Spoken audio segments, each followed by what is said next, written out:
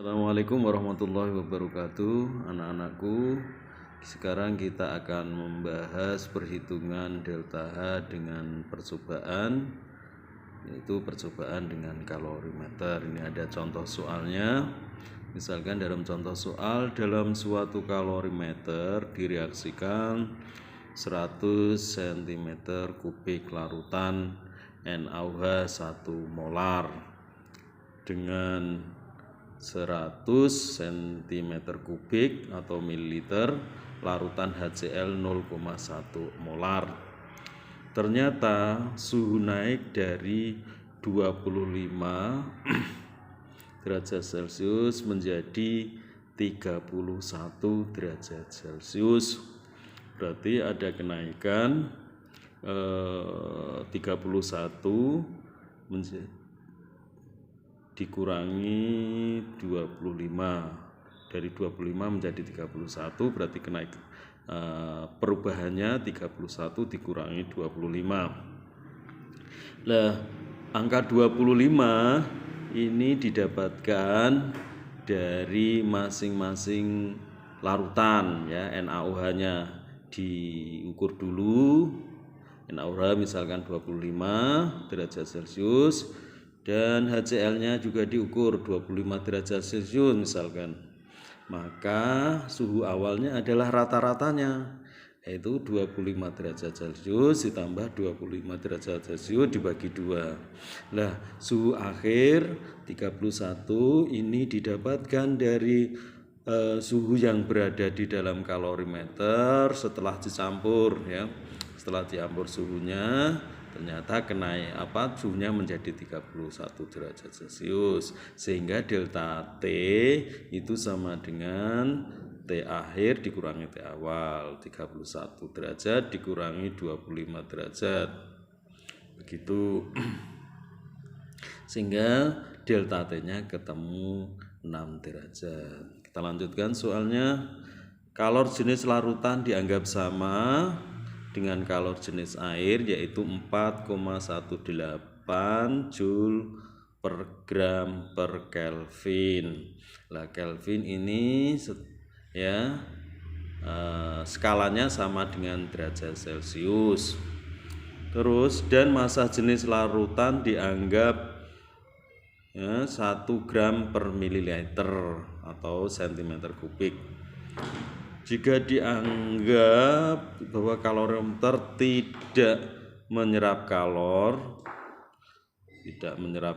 tentukan perubahan entalpi dari reaksi NaOH larutan, Aq itu larutan, ditambah HCl menjadi NaCl ditambah H2O liquid. Itu Q total sama dengan Q sistem ditambah Q larutan. Oleh karena kalori tidak menyerap, maka Q total sama dengan Q larutan, karena Q-nya, Q kalorimeter dianggap 0. Beda kalau soal ini. Kalau soal ini diketahui ya. Kalau soal ini diketahui misalkan kalau Q kalorimeter dianggap besarnya ini Q kalorimeter, kapasitas kalornya sebesar ini 958 Joule per derajat Celcius. Kalau ini ada ya, kapasitas kalornya ada. Tapi kalau pada soal ini pada soal ini bahwa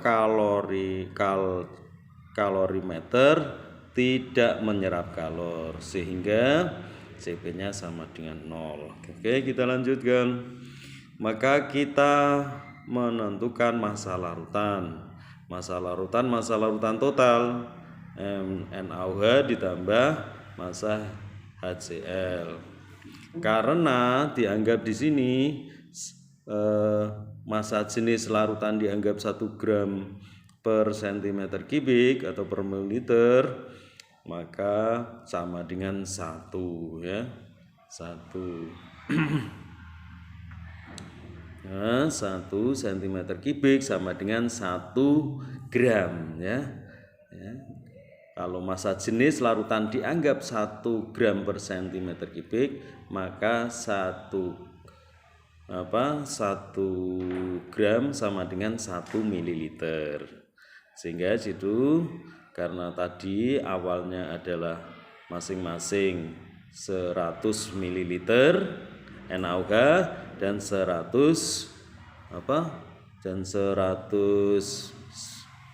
cm3 atau 100 ml larutan HCl, maka dianggap sama-sama satuannya gram. Sehingga total masanya adalah 100 gram ditambah 100 gram sama dengan 200 gram. Tadi sudah kita bahas delta T-nya adalah 31 dikurangi 25 sama dengan 6 derajat Celcius. Sama dengan 6 Kelvin karena skalanya sama. Terus Q system sama dengan karena Q system sama dengan Q total sama dengan Q system, maka dimasukkan rumus MC delta T, M larutan, C larutan kali delta T, 200 gram kali 4,18 Joule per gram per Kelvin dikalikan 6 Kelvin, sehingga ketemu 5016 Joule. Dijadikan kilojoule 5016 Joule dijadikan kilojoule 5016 kilojoule. Oke, itu. Terus molnya berapa? Mol NaOH sama dengan mol HCl ya, sama dengan mol itu kan molar kali volume ya.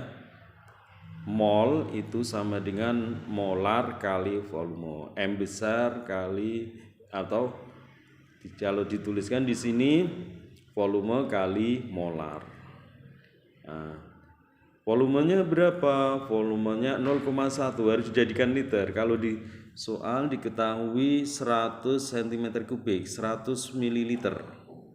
Ini dijadikan liter berarti 0,1 liter ya. 1 M berarti konsentrasinya 1 mol per liter. 1 mol per liter, maka molnya adalah volume kali M besar ya. Molnya volume kali M besar. Jadi 0,1 liter kali 1 M ketemu 0,1 mol. Oke, terus jadi pada reaksi antara 0,1 mol NaOH dengan 0,1 mol HCl terjadi perubahan kalor sebesar 5,016 kilojoule. Maka untuk setiap 1 molnya ya, setiap 1 molnya 1 mol NaOH yang bereaksi dengan 1 mol HCl akan terjadi perubahan kalor sebesar 5,016 kilojoule dibagi 0,1 mol ya. Dari mana? Dari delta H sama dengan Q per mol ya. Dari delta H sama dengan Q per mol. Ini bisa tuliskan di sini delta H sama dengan Q per mol. Ya, gini. Sehingga di situ dituliskan 05,016 kilojoule per 0,1 mol. Ketemunya 50,16 kilojoule per mol.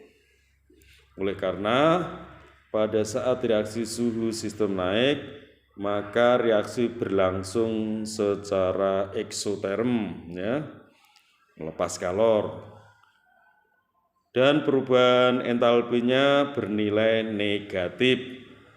Sehingga persamaan termokimianya dapat dituliskan NaOH, larutan NaOH ditambah dengan HCl, larutan menjadi larutan NaCl, ditambah dengan H2O, delta H-nya bernilai negatif. Nah, bernilai negatif ini menunjukkan bahwa reaksi melepas kalor atau eksoterm. Demikian, semoga bermanfaat. Assalamualaikum warahmatullahi wabarakatuh.